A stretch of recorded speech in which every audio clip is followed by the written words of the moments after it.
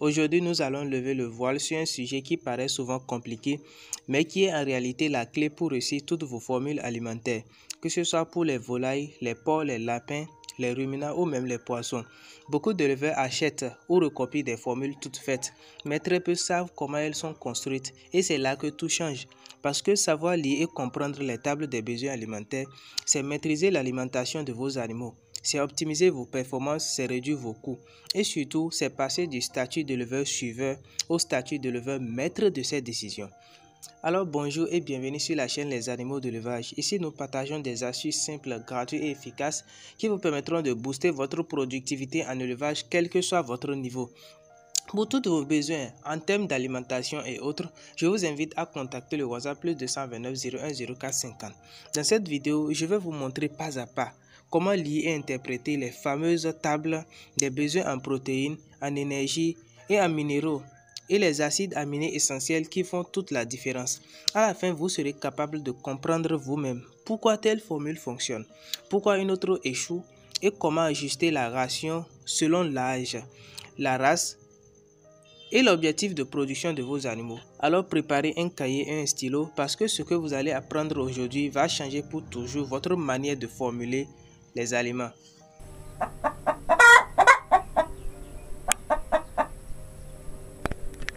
Nous allons commencer par la table des besoins alimentaires des monogastriques.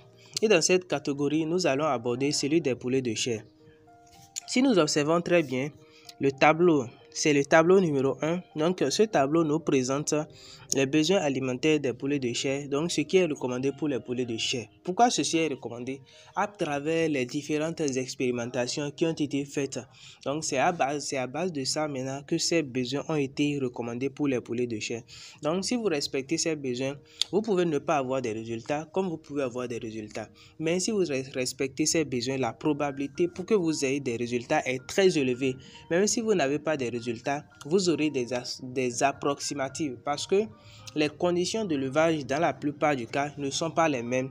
Donc tout cela, il faut tenir compte de ces conditions de l'élevage pour pouvoir dire que soit cette formule ne marche pas pour moi ou bien soit cette provence ne marche pas pour moi. Ok, si nous observons très bien, le tableau est subdivisé en 4 colonnes.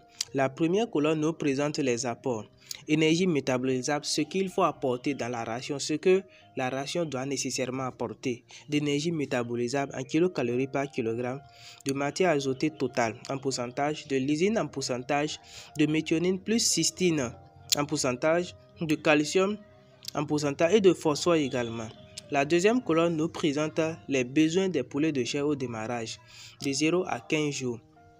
Également, dans la troisième colonne, les besoins des poulets de chair en croissance de 16 à 34 jours. Et dans la quatrième colonne, les besoins des poulets de chair en finition supérieure à 35 jours. Si nous revenons dans la deuxième colonne, les poulets de chair au démarrage de 0 à 15 jours ont besoin de 3000 kilocalories d'énergie métabolisable par kilogramme de provende que vous allez leur apporter. Cela signifie que pour 1 kg de provende que vous allez servir à vos animaux, doit nécessairement leur fournir 3000 kilocalories par animal. Sinon, votre provende ne sera pas couvert, les besoins de vos animaux ne seront pas couverts. Également, en termes de matière azotée totale, les poulets de chair au démarrage ont besoin de 22% de matière azotée totale. En termes de lysine, les poulets de chair au démarrage ont besoin de 1,20% de lysine. Pour méthionine plus cystine, 0,90. Pour le calcium, 1,05 et pour le phosphore, 0,45. Donc, par kilogramme de provende que vous allez servir à vos animaux, ils doivent nécessairement gagner ces différents pourcentages et calories d'énergie. Sinon, les besoins de vos animaux ne seront pas couverts et ceci agira sur la croissance et la production de vos animaux. Au niveau de la deuxième colonne, et le tableau nous présente les besoins des poulets de chair de 0 à 34 jours. Pour l'énergie métabolisable, il faut 3000 kilocalories d'énergie métabolisable par kilogramme de provende que vous allez servir à vos animaux. Pour la matière azotée totale, 20%, ça suffit déjà. Pour le lysine, 1,10%, ça suffit déjà. Pour méthionine, 0,88%. Donc cela veut dire que par kilogramme de provende que vous allez servir à vos animaux, nécessairement, cette provence doit leur fournir 0,88%. Si au cas où cela n'atteint pas, cela veut dire que vos animaux sont en déficit, soit en lysine, en méthionine ou bien en calcium. Également, dans la dernière colonne, ce tableau nous présente les besoins des poulets de chair à la finition, supérieur à 35 jours. Les besoins en énergie métabolisable est de 3100 à 3200. Pour méthionine, 18%.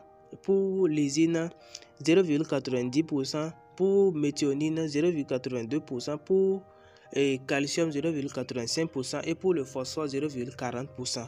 Donc cela signifie que par kilogramme de provence que vous allez servir à vos animaux, 7 kg de provence doit nécessairement leur apporter ces différents pourcentages, ces différentes proportions, sinon les besoins de vos animaux ne seront pas couverts. Et si nous observons très bien, d'après ce tableau, nous constatons que les besoins en énergie des poulets augmentent au fur et à mesure que l'âge des besoins des animaux augmente. À la fin, les poulets de chair ont besoin jusqu'à 3100 à 3200 kcal. Mais sous ce même temps, les besoins des autres, que ce soit en matière azotée totale, en lysine, diminuent, ne fait que diminuer. Pourquoi ceci? Parce que les poulets de chair vers la fin, n'ont plus besoin nécessairement des protéines comme au démarrage pour assurer leur croissance. Ils ont essentiellement besoin de l'énergie, ce qui va leur permettre de déposer de la chair, C'est la raison pour laquelle les besoins en énergie vers la fin ne fait qu'augmenter. Voilà un peu ce que nous pouvons dire des besoins alimentaires des poulets de chair selon les différents stades de croissance. Alors je vous invite à respecter ces besoins, sinon vos animaux auront des déficits et ceci agira sur la production de vos animaux. Maintenant, tu devrais arrêter de gâter ton élevage. Quand tu ne respectes pas les besoins nutritionnels du poulet de chair, voilà ce qui arrive. Il ne grossit pas.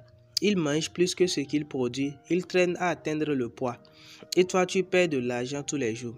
Un poulet mal nourri, ce n'est pas un poulet rentable. C'est une perte. Et voilà, vous savez maintenant pourquoi il est essentiel de bien lire et respecter les tables des besoins alimentaires pour vos poulets de chair. Ne pas le faire peut entraîner une croissance lente, une mortalité plus élevée et une mauvaise qualité de la viande. À ce stade, vous avez deux choix, apprendre correctement et suivre cette vidéo pour savoir élaborer vos propres formules adaptées aux besoins réels de vos poulets. Cherchez des formules certifiées disponibles dans la description de cette vidéo. Rappelez-vous, précision et connaissances sont la clé pour un élevage rentable et performant. Merci à tous ceux qui sont restés jusqu'au bout. N'oubliez pas de liker, commenter et partager cette vidéo pour aider d'autres éleveurs à réussir. Abonnez-vous pour ne rien manquer de nos prochaines vidéos sur la nutrition animale et la gestion de vos élevages. À très vite.